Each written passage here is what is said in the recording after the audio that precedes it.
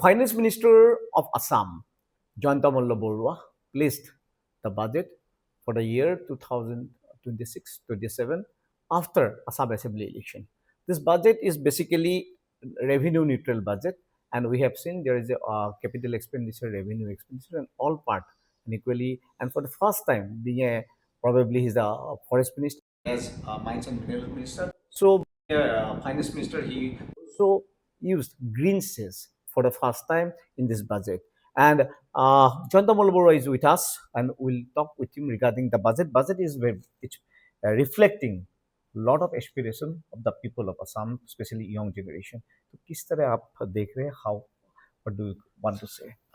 ये जो बजट है हमारे honourable chief minister Himanta Biswa Sarma ji vision है, और इस विजन का मुख्यमंत्री जी का विजन को लेके हम लोगों ने 5 साल में कैसे असम को विकसित असम बनाएंगे, हर सेक्टर में कैसे काम करेंगे, इस बारे में इस बजट में दिया गया है। और हमारा विजन है कि हमको एक असम को डेवलप स्टेट बनाना है, तो यूथ के लिए काम करना। असम में पहले जो माहौल था, पहले जो एनवायरनमेंट था, आज एनवायरनमेंट बहुत चेंज हुआ है। यहाँ सेमीकंडक्टर इंडस्ट्री और साथ इंडस्ट्री शुरू होने वाला है, तो उसके लिए एक सेमीकंडक्टर इकोसिस्टम बनाना है। लास्ट इलेक्शन का टाइम में हम लोगों ने 1 लाख नौकरी के गवर्नमेंट नौकरी के लिए बोले थे, हम लोगों ने उसको क्रॉस करके 1.64 लाख नौकरी गवर्नमेंट जॉब हम लोग दे दिया है। तो इस बार हम लोगों ने बोला है कि हम लोग 2 lakh government and government related जो एम्प्लॉयमेंट है उस पे 2 लाख हम लोग करेंगे।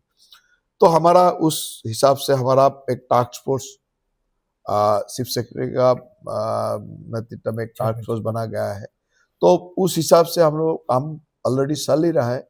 और हमारा ये है कि हमारा कल्चर को प्रमोट करना, हमारे जो अपना आइडेंटिटी है, जैसे आसामीज क्रूजिन को ही प्रमोट करने के लिए इस बजट में बोला गया है, जहाँ आसामीज क्रूजिन को हर स्टेट कैपिटल में एक एक आसामीज क्रूजिन को रेस्टोरेंट बाइटरी होना है।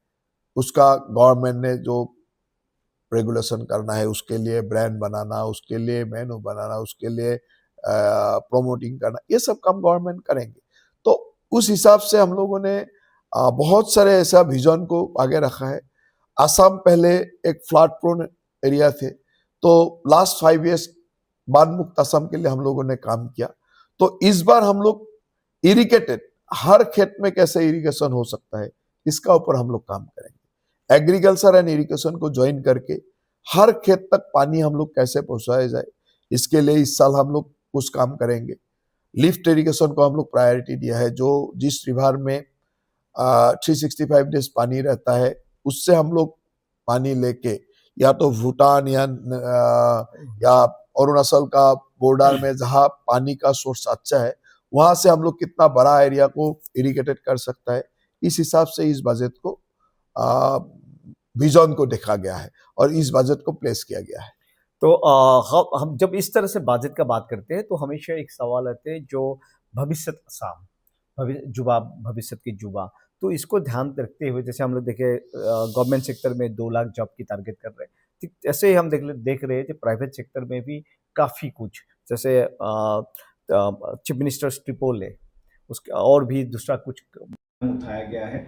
तो किस तरह से भारत वर्ष की दूसरा जो डेवलप स्टेट है, जैसे कि महाराष्ट्र हो, गुजरात हो, तो ये मॉडल को कैसे अपना हुए हम लोग देखे आज, तो ये सब लेके किस तरह से सैटेलाइट सिटी व अदर कुछ ऐसे डेवलप करने के लिए जा रहे हैं। हम लोग देखे जे रूपसी एयरपोर्ट के लिए भी कुछ है, और ऐसे ऐसे काफ़ी कुछ नया है। तो बाकी जो असम से बाहर का इन्वेस्टर है, तो उनके लिए क्या क्या आप लोग कदम उठाया है, बाहर का लोगों के लिए भी यहाँ इन्वेस्ट करने के लिए? देखिए, सबसे बड़ा बात है कि यहाँ स्टेट को आगे बढ़ाने के सबसे बड़ा जरूरत है कनेक्टिविटी का। रोडेज हो, रेलवेज हो, एयरवेज हो, हाईवेज हो, सबका कनेक्टिविटी बढ़ाना है। और इस बजट में आप देखेंगे जो हर कनेक्टिविटी का ऊपर बजट प्लान किया गया है, कैसे बड़ा बड़ा रास्ता बनाया जाए। हमारा प्लान ऐसा है जो सिलीगुड़ी टू सिलचर तक एक्सप्रेस हाईवे बनना पड़ेगा, हाई स्पीड कॉरिडोर बनना पड़ेगा। गुवाहाटी का रिंग रोड का बारे में बोला गया है, असम का ब्रह्मपुत्र का नीचे से का टनल का बारे में बोला गया है, ब्रह्मपुत्र का हर रिवर का ऊपर हर डिस्ट्रिक्ट में एक एक ब्रिज कैसे हो सकता है उसका विजन का बारे में बोला गया है। तो उस हिसाब से हमारा बजट में कनेक्टिविटी को प्रायोरिटी दिया है। जैसे यहाँ से उमरांगसू तक कैसे रेल लाइन हो सकता है, जहां क्योंकि उमरांगसू में बहुत सारे ऐसे रॉ मटेरियल्स है, बहुत सारे इंडस्ट्री हम लोग ने शुरू किया है, ऑलरेडी इंडस्ट्री शुरू हो गया है, जिसके लिए रेलवे कनेक्टिविटी का जरूरत है। उसी हिसाब से हमारा दोलू एयरपोर्ट, सिलसर का दोलू एयरपोर्ट का बारे में बोला गया है, रूपसी एयरपोर्ट का, क्योंकि रूपसी एक ऐसा एक अच्छा लोकेशन में है जहां हम लोग आसाम, बंगाल, भूटान, बांग्लादेश सबका अच्छा कनेक्टिविटी हो सकता है। तो उस हिसाब से इस बजट में विजन रख के बात किया गया है। और ऐसा नहीं है जो ये सिर्फ एक बोलने का बात होगा, क्योंकि इसके लिए जो ग्राउंड वर्क है वो करने का बाद ही ये बोला गया है। ऑलरेडी रेलवे ने बहुत कुछ ऐसे उमरांगसू तक रेल लाइन ले जाने के लिए काम शुरू कर दिया है। एयरपोर्ट अथॉरिटी ने दोलू एयरपोर्ट को काम शुरू कर दिया है, उसी हिसाब से रूपसी एयरपोर्ट का काम आगे बढ़ाया है। तो उसी को लेके हम बजट पे कनेक्टिविटी को बहुत ज्यादा प्रायोरिटी देंगे। कनेक्टिविटी जब होगा तभी संभावना आएंगी। तो हम लोग कह सकते हैं पहले जो ए फॉर असम जो कंसेप्ट लेके जा रहा है आप लोग के नेतृत्व में बीजेपी सरकार ने, तो पहले जो था Assam means A for agitation, Assam means militancy, तो उस कंसेप्ट से अभी निकलते हुए असम मतलब एक नया गति, एक युवा पीढ़ी के साथ, नया समाज के साथ निकलने के लिए जा रहे हैं। देखिए, असम का माहौल म्यांमार में भी बहुत चेंज हुआ है। जैसे असम का युवा पीढ़ी अभी उस हिसाब से नहीं है, कोई एजिटेशन नहीं चाहता है। असम का युवा पीढ़ी आज डेवलपमेंट चाहता है। असम का युवा पीढ़ी यहाँ कोई, क्योंकि पहला जो माहौल था सब लोग यहाँ असम के हर टाइम में, हम जब बच्चे थे छोटे से उस टाइम में ऐसा बोला गया था जो असम को सेंट्रल ने ये किया, सेंट्रल ने असम को ये नहीं दिया, as a step mother treat कर रहा है, इसी यही बात था। लेकिन आज देखा जाए तो ऐसा तो जब से मोदी जी का नेतृत्व शुरू हुआ है, 2014 से मोदी जी का नेतृत्व में जब भारत का विकास शुरू हुआ है, तब असम को, नॉर्थ ईस्ट को इतना कुछ मिला है जो हम एक्सपेक्ट नहीं करता था, उससे ज्यादा मिल रहा है। पहले ब्रह्मपुत्र का ऊपर एक दलंग बनाने के लिए, एक रिवर बनाने के लिए 10 साल 15 साल एजिटेशन, प्रोटेस्ट करना पड़ता था। लेकिन आज एक का बाद एक दलंग हो रहा है, एक का बाद एक रिवर ब्रिज हो रहा है। तो उस हिसाब से असम को तो सेंट्रल गवर्नमेंट का, स्पेशली मोदी जी का बहुत ज्यादा सपोर्ट हम लोग को मिल रहा है। असम का जो ये एक एनवायरमेंट था, इस एनवायरमेंट, खराब एनवायरमेंट, एक इंसर्जेंसी का एनवायरमेंट को खत्म करने का जो ये सिलसिला, इसमें गृह मंत्री अमित शाह जी का बहुत बड़ा योगदान है। गृह मंत्री अमित शाह जी का बोल्ड लीडरशिप में यह असम का बहुत शांति का परिवेश आया है। तो जब शांति का परिवेश आता है तब विकास त्वरान्वित होता है, विकास ज्यादा स्पीड से चलता है। तो उसी माहौल के लेते हुए हमारा बजट में भी इसका रिफ्लेक्शन आप देखेंगे। ये माहौल अच्छा हुआ है तो डेवलपमेंट भी अच्छा होगा। और एक सवाल, आप वित्त मंत्री के अलावा असम के फॉरेस्ट मिनिस्टर है, तो Assam is known for greenery, forest के लिए। तो ये फॉरेस्ट को, क्योंकि असम हमेशा भारतवर्ष की ही नहीं, पूरा देश से ही नहीं, पूरा विश्व के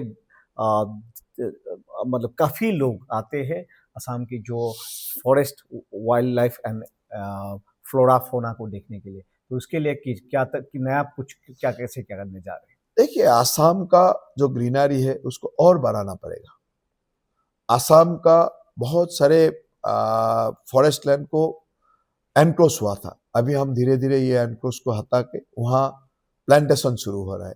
और ये प्लांटेशन होने का कारण बहुत सारा जगह है, ह्यूमन एलिफेंट कॉन्फ्लिक्ट, या तो एनिमल का साथ जो हमारा असुविधा था, ये सब बहुत धीरे धीरे कम हो रहा है।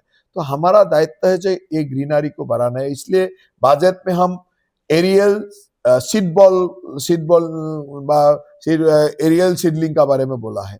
तो हम लोगों का जो खाली जमीन अभी भी प्लांटेशन का जरूरत है वो हम लोग को करना पड़ेगा, और फॉरेस्ट डिपार्टमेंट का ये सबसे बड़ा और सब्जेक्ट है, कोर दायित्व है, उसको तो करना पड़ेगा। अभी हम लोगों ने बोला है जे हर ब्रह्मपुत्र रिवर का जो सर सपोरी हम लोग बोलते हैं, जो रिवर बैंक है, रिवर आइलैंड जैसा है, उसमें हम लोग एरियल सीडलिंग करके वहाँ फॉरेस्टेशन करना पड़ेगा।